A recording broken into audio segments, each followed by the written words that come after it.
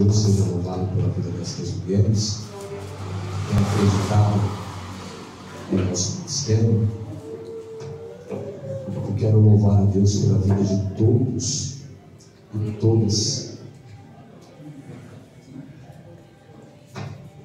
Quero louvar a Deus pela vida de todos que estão aqui nesta noite, para juntos adorarmos com Jesus. Dê o melhor glória. Glória a Deus! Glória a Deus. Aleluia. Para que você está feliz mesmo. Glória a Coisa boa. Quantos encontraram Lucas capítulo 5, versículo 1? Diz amém? Amém! Assim diz a palavra de Deus. E aconteceu que, apertando a multidão para ouvir a palavra de Deus, estava ele junto ao lago de Genezaré. E viu estar 2 barcos junto à praia do lago, onde os pescadores, havendo descido deles, estavam lavando as redes. E entrando num dos barcos, que era o de Simão, pediu-lhe que o afastasse um pouco da terra. Então, assentando-se, ensinava do barco a multidão. E quando acabou de falar, disse a Simão: faze-te ao mar alto e lançai as vossas redes para pescar. E respondendo Simão, disse-lhe: mestre, havendo trabalhado toda a noite, nada apanhamos, mas sobre a tua palavra lançarei a rede. Glória a Deus! Então, fazendo assim, colheram uma grande quantidade de peixes, que rompia-se-lhes a rede.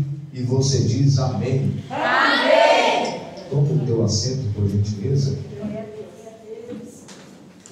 Eu quero ser cansativo, mas peço encarecidamente, me preste os teus ouvidos, pois, assim como Deus tem falado, desde o início deste culto, Deus ainda tem uma palavra para aqueles que desejam ouvir a sua voz.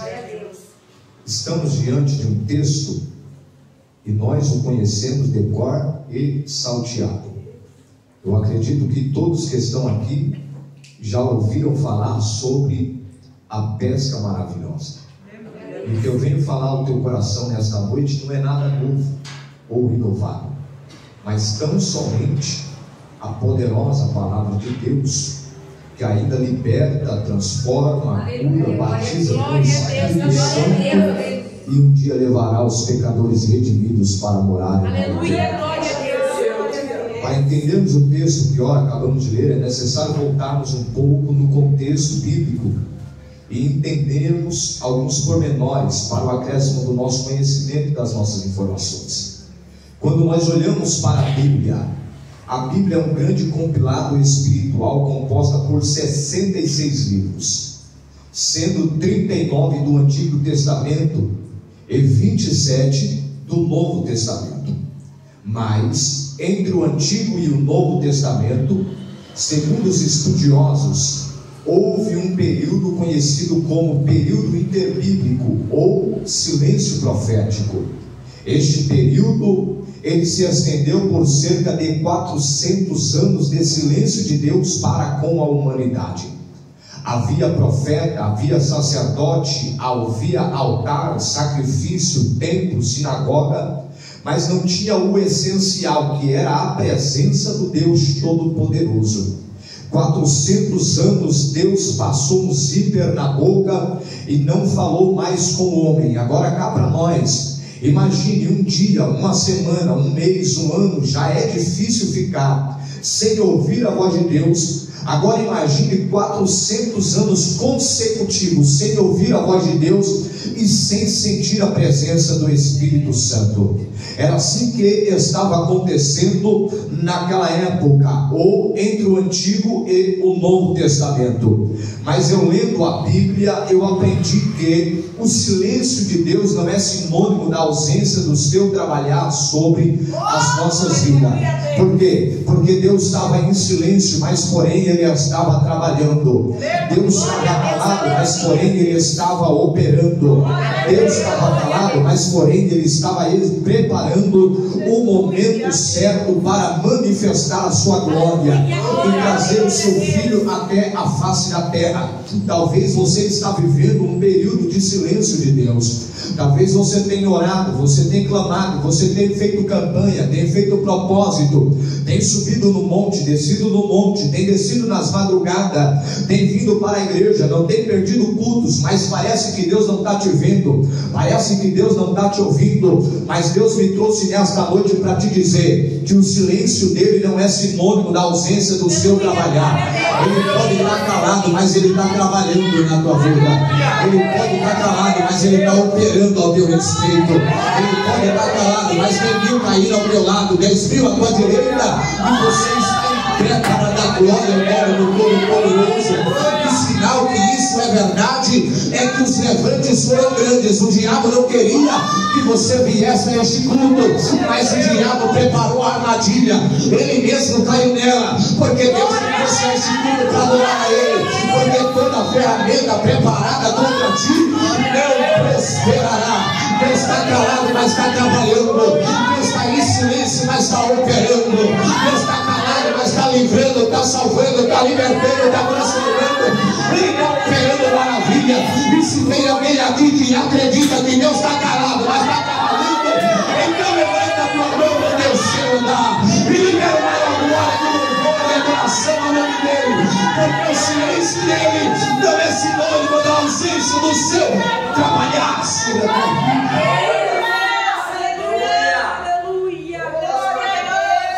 Diz para alguém que está do teu lado: Deus pode estar em silêncio, mas Ele está trabalhando na tua vida. Quando Deus rompe o silêncio, pastor Joyce, o Novo Testamento ele vem à tona. E o Novo Testamento ele se inicia através dos Evangelhos. E o que é Evangelho? O Evangelho é boas novas, boas notícias. Aquele mundo estava cercado, recheado de notícias de catástrofe, ruína, desgraça, notícias de morte, notícias ruins. Mas quando Deus rompe o silêncio, Deus traz o Evangelho. E o Evangelho é boa notícia de Deus para o homem. Quando Deus pega o silêncio, uma boa notícia vem à tona para que o nome de Deus seja glorificado.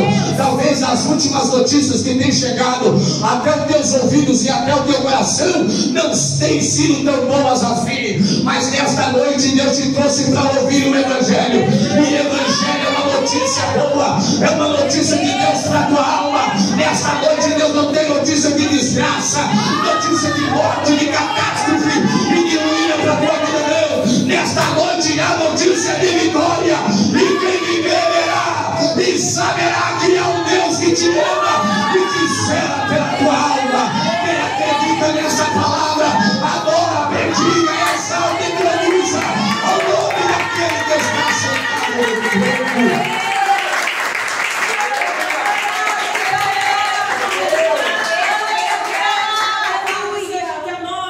Quando nós olhamos para o Novo Testamento, ele se inicia através do Evangelho que foi escrito por Mateus.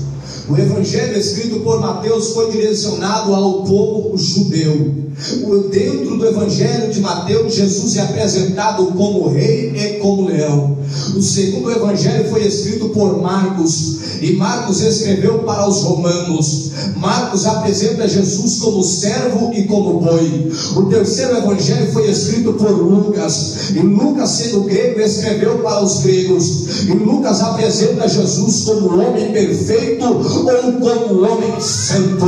Lucas está querendo dizer o seguinte: aquele que nasceu, ele nasceu santo, ele viveu santo, ele cresceu santo, ele operou milagres santo, ele foi tentado chamado santo, ele venceu a tentação santo, ele curou santo, ele ressuscitou santo, ele foi para o Calvário santo, ele morreu santo, ressuscitou santo, foi levado para o céu santo, está sentado no trono, sendo adorado santo, santo, santo, é o Senhor dos exércitos demais.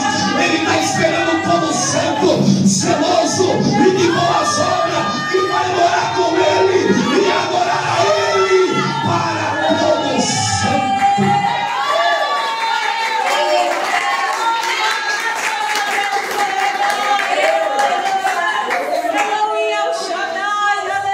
O quarto evangelho foi escrito por João, e João escreveu para a igreja.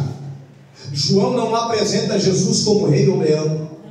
João não apresenta Jesus como servo ou como boi. João não apresenta Jesus como homem perfeito ou homem santo. João apresenta Jesus como Yeshua HaMashiach, o Deus que se fez homem, o verbo que se encarnou, habitou entre os homens e foi vista a sua glória como a glória do unigênito do Pai. É da onde eu entendo que as palavras de Billy Graham, que hoje jaz no seio do Senhor, são palavras verdadeiras. E o que ele disse que o maior evento da história não é o homem subir e pisar na lua. O maior evento da história foi Deus descer e pisar na terra. O maior evento não foi o homem subir, foi Deus descer. Eu tenho uma notícia boa para te dar. Jesus disse: não me dei 2 ou 3 reunidos no meu nome, eu estarei no meio de vós. Jesus de Nazaré, ele está no nosso meio nesta noite. Jair Messias Bolsonaro, ele não está aqui. Donald Trump não está aqui. João Dória não está aqui. Mas aquele que é rei dos reis, Senhor do Senhor, aquele que manda do céu, da terra e debaixo da terra, ele está no nosso meio. Quem acredita agora no nome dele?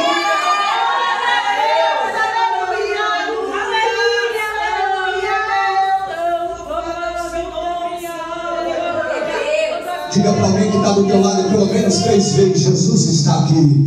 Jesus está aqui. Jesus está aqui. Ele não está na cruz. A cruz está vazia. A tumba está vazia.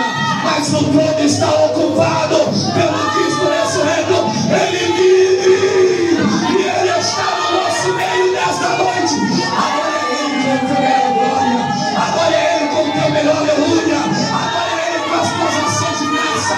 Agora é ele com as tuas línguas estranhas. Adore a ele. Aqui só é proibido observar. Mas se você veio para adorar, você já está na casa certa para exaltar o nome dele nesta noite.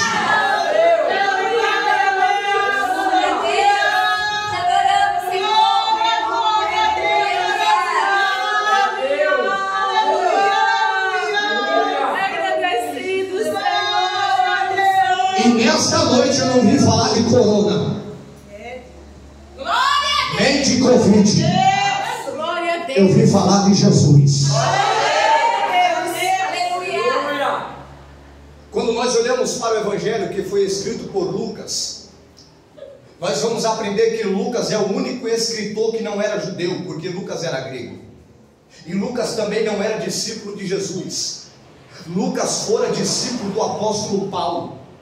Lucas andando com Paulo, contemplando a sua índole, o seu caráter, a forma extraordinária que Deus usava e fazia na vida de Paulo, Lucas se converte ao cristianismo.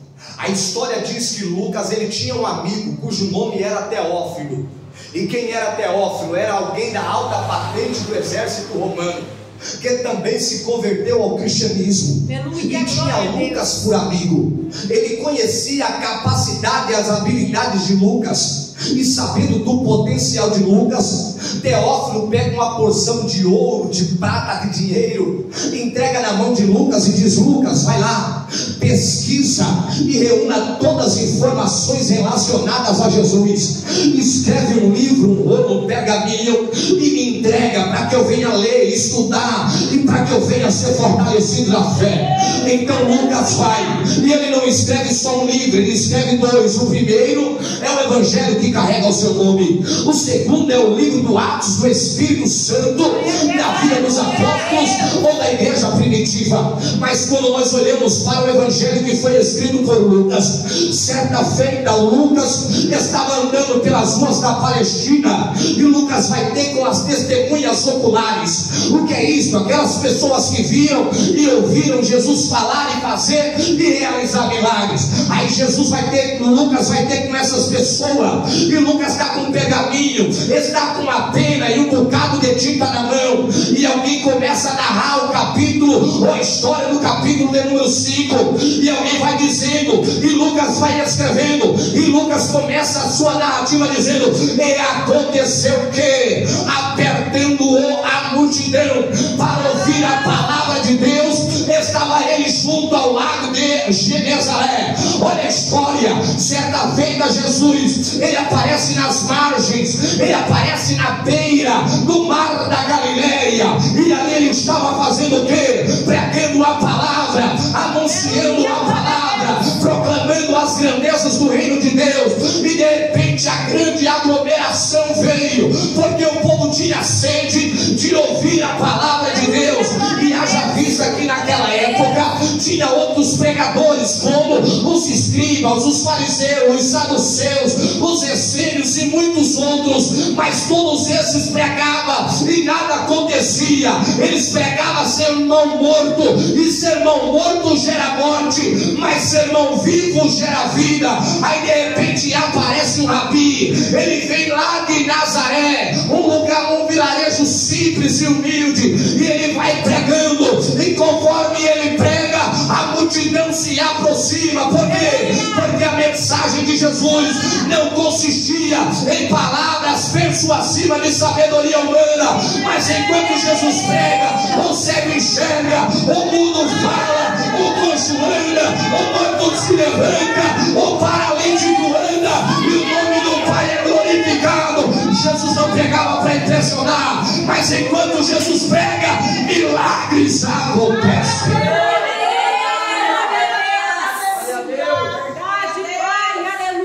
Enquanto Jesus vai pregando, os milagres vai acontecendo, as multidões vão vindo. Mas a Bíblia diz que chega uma hora que fica insuportável, porque o povo começa a apertar, oprimir ele, porque o povo tinha sede de ouvir a palavra de Deus. Porque o povo sabia que o que liberta, o que transforma, o que faz o homem se tornar uma nova criatura, não é historinha de conto de fada, não é historinha do Shrek, não é historinha da Cinderela, da Branca de Neve, não é. O que liberta o homem, o que transforma o homem é a palavra de Deus. É verdade que tem muita gente que vai na igreja esperando o pregador falar meia dúzia de línguas estranhas, dar uma machada, colocar a mão na cabeça dele e dizer assim: diz o Senhor, é bom ouvir revelação, é maravilhoso ouvir profecia, mas deixa eu te dizer, a maior revelação e a maior revelação e a maior profecia ainda é a palavra de Deus, porque a revelação do homem pode cair por terra, mas a palavra de Deus jamais ela cairá. Quantos aqui amam a palavra de Deus? Exalte a Deus.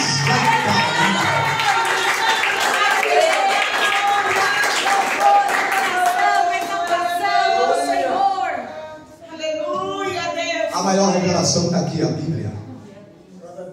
Mas tem um detalhe: se você deixar a Bíblia aberta lá no Salmo 23 ou no Salmo 91, não vai acontecer nada. A Bíblia não foi feita para ser um amuleto da sorte. A Bíblia não foi feita para expulsar mal olhado, não. A Bíblia foi feita para ser lida, estudada e vivenciada.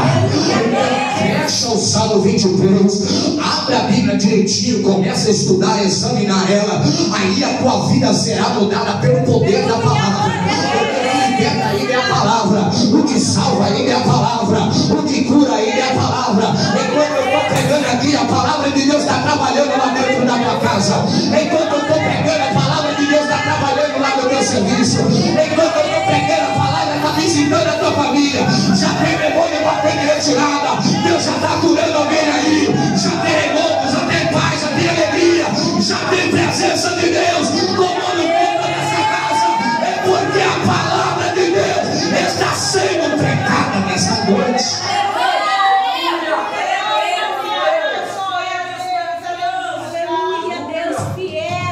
Eu amo a palavra. Eu gosto da palavra. Como é bom ter contato com a palavra. Aleluia, glória a Deus. Aí Jesus está pregando a palavra. A multidão vem e começa a apertar. Jesus olha para a margem, para a beira do rio, e ele contempla 2 barcos. Quantos barcos? 2. Jesus contempla 2 barcos. E a Bíblia Sagrada diz que um deles era de Simão Pedro. A Bíblia diz que Jesus contempla 2 barcos, mas ele só entra em um. Santo Deus, aleluia. Não entendeu? Eu vou traduzir em miúdo para você. Tinha 2 barcos, mas Jesus só entra em um. Glória a Deus. Tinha 2 barcos, mas Jesus só escolheu um. Tinha 2 barcos, mas Jesus só fez questão de entrar em um. Sabe o que isso quer dizer? No meio de tantos que ele poderia ter escolhido, ele escolheu o barquinho de Pedro. No meio de tantos que ele poderia ter escolhido, ele decidiu escolher você. A estatística diz que existe cerca de 7 ou 8 bilhões de seres humanos sobre a face da terra, mas no meio de 8 bilhões de seres humanos, Jesus olhou para você, ele foi com a tua cara e decidiu entrar no teu barco, e decidiu entrar na tua vida, e decidiu entrar na tua história, e decidiu entrar na tua casa. No meio de tantas, Jesus escolheu a tua. E detalhe, ele não escolheu porque lhe faltava opção, não. Ele escolheu porque ele olhou para você, ele achou graça em ti e decidiu entrar na tua casa.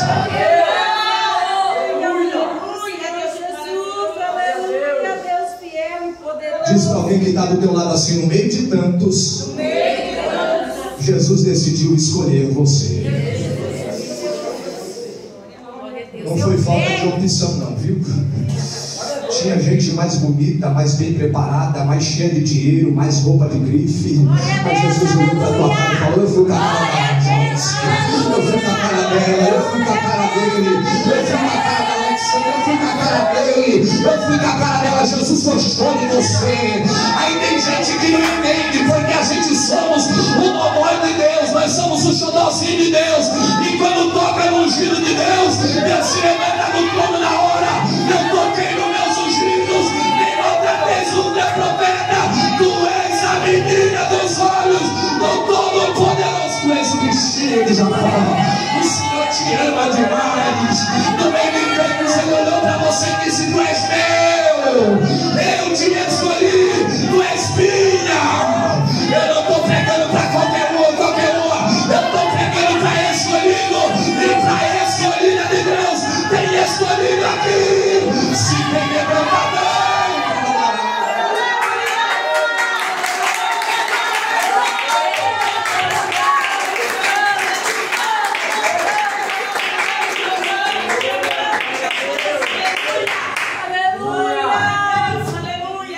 Você é escolhido de Deus. Glória a Deus. Não, eu estou dizendo, você é escolhido de Deus. Alguém pode não te dar nada, mas quem te escolheu foi Deus. Alguém pode não te respeitar, te valorizar, mas quem te escolheu foi Deus. Deus escolheu você. Diz para alguém que está do teu lado: tu é escolhido. Tu é escolhido de Deus. Eu estou pregando para escolhidos e escolhidas de Deus nesta noite. Detalhe: Deus olhou para você, gostou de você. Deus gostou de você. Deus achou você a menina dos olhos dele. Você é a parte sensível de Deus. Você é o dodói de Deus. Quem toca em você, toca nele. Quem mexe em você, mexe nele. Quem se levanta contra você, se levanta contra ele. Você é escolhido e escolhida de Deus.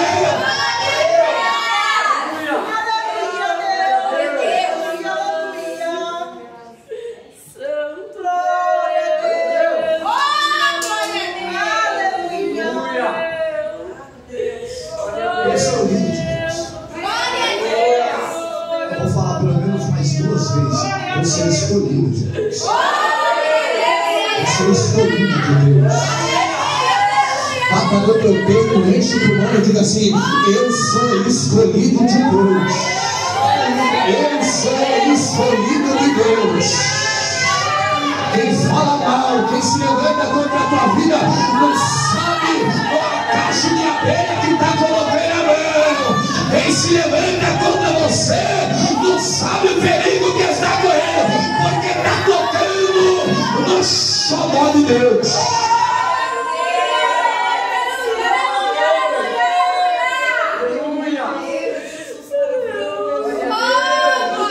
Você é o xodózinho de Deus.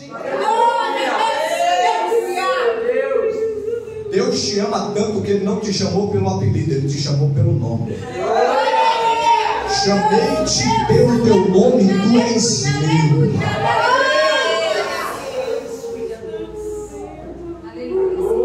Tinha 2 barcos, mas Jesus entrou em um, que era o de Simão Pedro. Quando Jesus entra no barco, Jesus fala para Pedro assim: Pedro, afasta-te da terra, porque eu preciso continuar pregando a palavra. Quando Jesus entra dentro do barco de Pedro, Jesus dá uma ordem: afasta-te da terra, se desliga da terra.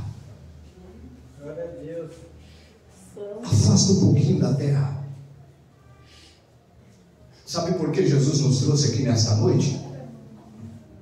Para a gente se afastar um pouco da terra. Tem muita gente apegada muito com as coisas da terra. Está muito preso nas coisas da terra. E Jesus está falando assim: afasta um pouquinho da terra, se desliga um pouquinho da terra, se liga um pouquinho mais no trono da graça. Porque quanto mais da terra tem nós, mais do céu a gente ficamos vazios. Mas quanto mais do céu a gente temos em nós, menos da terra a gente cobiçamos. E Jesus dá uma ordem: Pedro, afasta o barco um pouquinho da terra, porque eu preciso continuar pregando. Diz para alguém que está do outro lado assim: afasta um pouquinho da terra, se desliga um pouquinho da terra. Está muito preso, muito enroscado nas coisas da terra. O que Deus tem para a tua vida não é da terra, é do céu.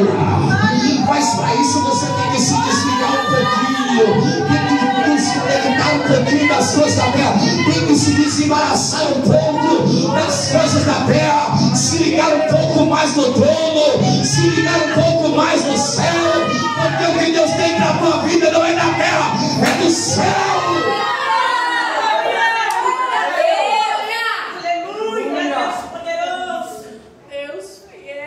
Aí Jesus vai fazer do barco de Pedro um púlpito para pregar a palavra. Vai fazer da areia da praia templo para reunir o povo. E vai fazer das águas espalhadas amplificador para continuar pregando a sua mensagem.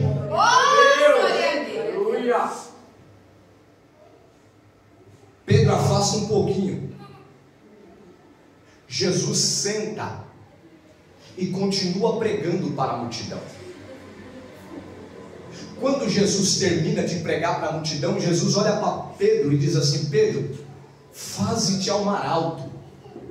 Na versão King James diz assim: vá para onde as águas são mais profundas. Por quê? Porque da margem para a praia o meu negócio é com a multidão, mas da margem para dentro do mar o meu negócio é com você.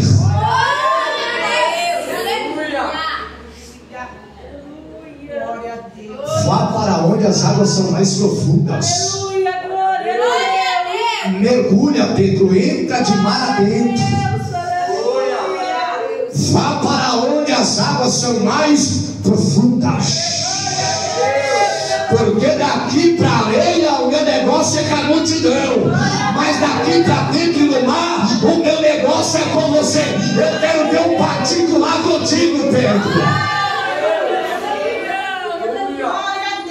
Sabe por que Deus nos trouxe aqui? Para a gente mergulhar no oceano do Espírito. Deus te trouxe aqui para você ir para onde as águas são mais profundas. Deus te trouxe aqui para você mergulhar no oceano do Espírito Santo. É porque Deus quer ter uma intimidade maior com você. É porque Deus quer ter um contato maior com você. É porque Deus quer ter um vínculo maior com você. Então, se eu fosse você, eu já mergulhava no oceano do Espírito. Eu já mergulhava no glória. Eu já mergulhava no aleluia. Eu já mergulhava na adoração. Eu já mergulhava no glória a Deus. Eu já mergulhava nas línguas estranhas. Eu já mergulhava no louvor. Eu já mergulhava na presença. Mergulha nesta noite. Fecha os teus olhos. Se desliga da terra e mergulha. Deixa eu ver quem vai mergulhar. Deixa eu ver quem vai mergulhar. Deixa eu ver quem vai mergulhar. Quem tem glória? Quem tem glória da glória? Quem tem aleluia da aleluia? Mergulha, minha santa. Mergulha, varão. Mergulha. Fecha os teus olhos e mergulha. Mergulha na oração. Mergulha na intercessão. Mergulha na adoração. Mergulha. Mergulha. Mergulha. Mergulha. Deixa a chama do Espírito te submergir. Mergulha.